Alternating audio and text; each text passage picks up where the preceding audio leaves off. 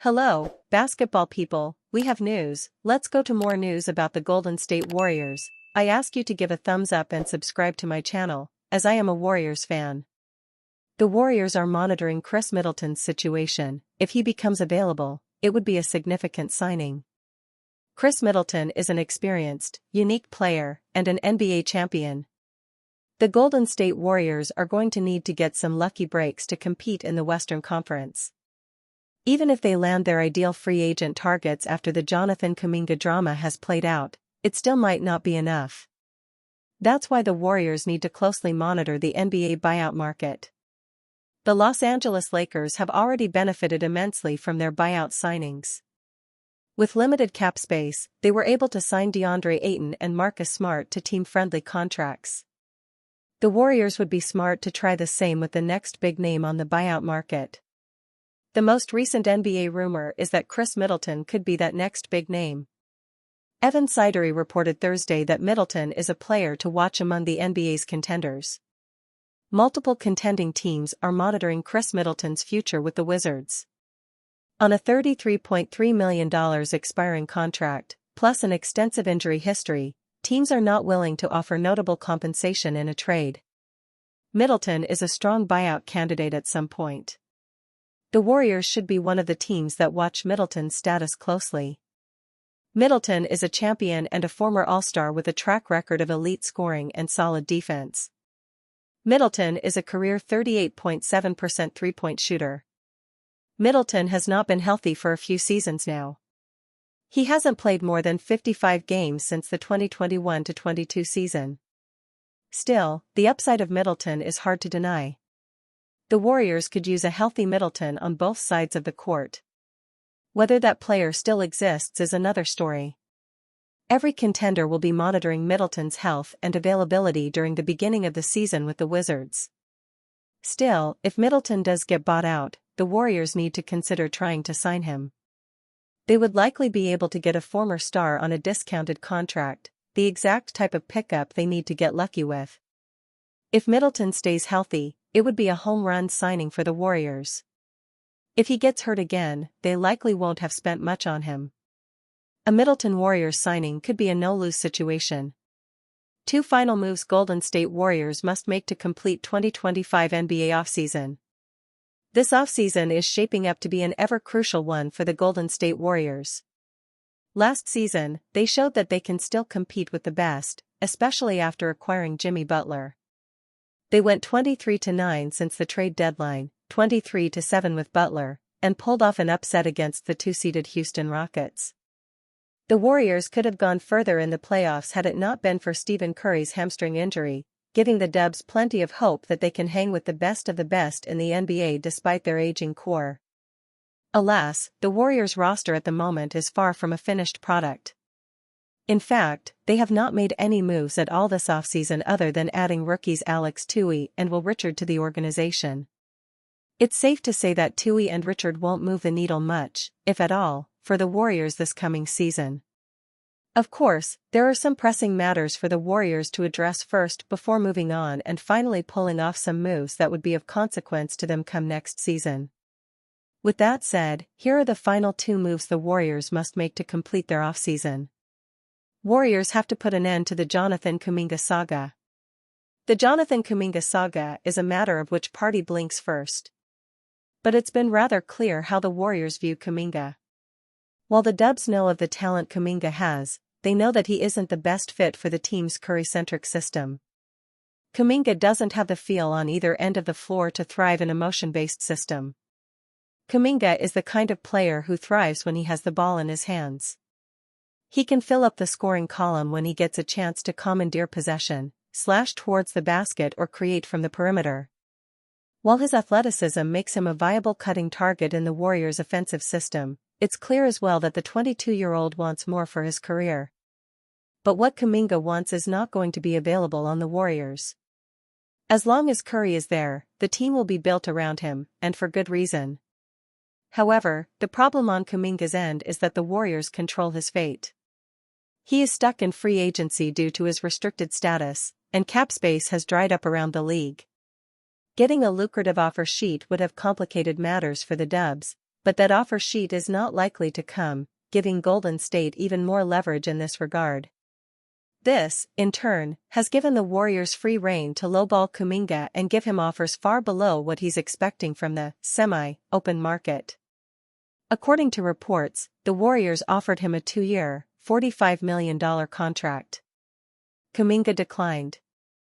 The Sacramento Kings, according to reports, still want to acquire Kuminga in a sign-and trade, but their offer hasn't been up to the Warriors' standards.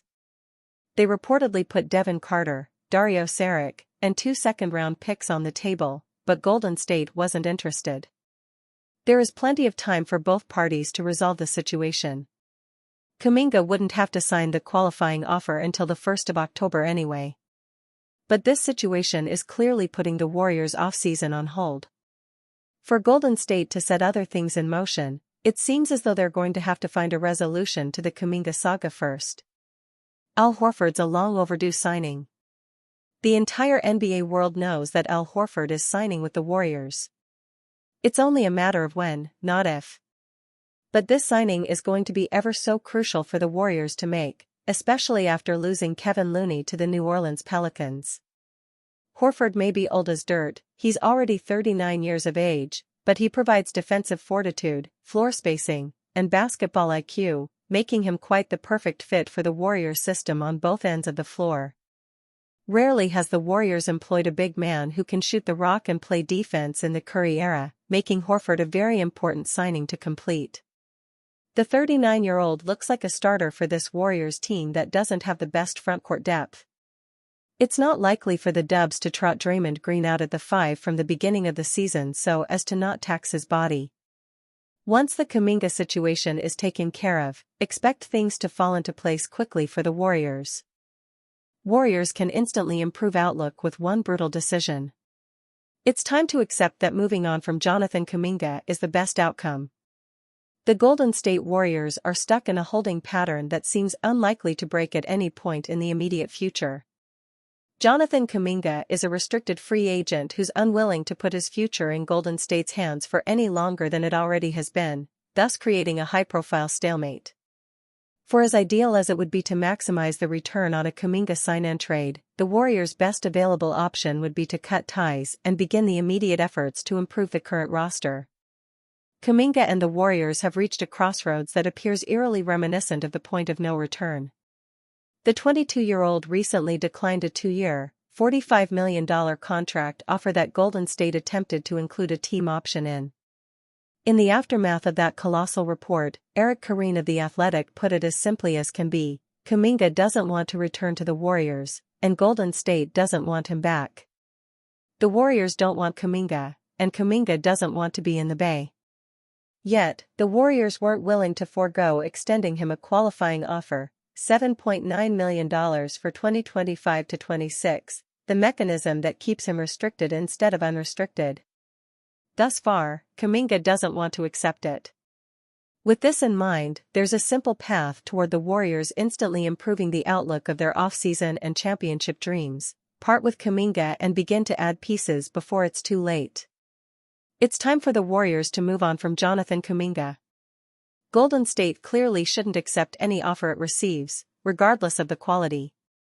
It must, however, prioritize other elements of the 2025 period of free agency, as the roster in its current state has proven too top-heavy to contend.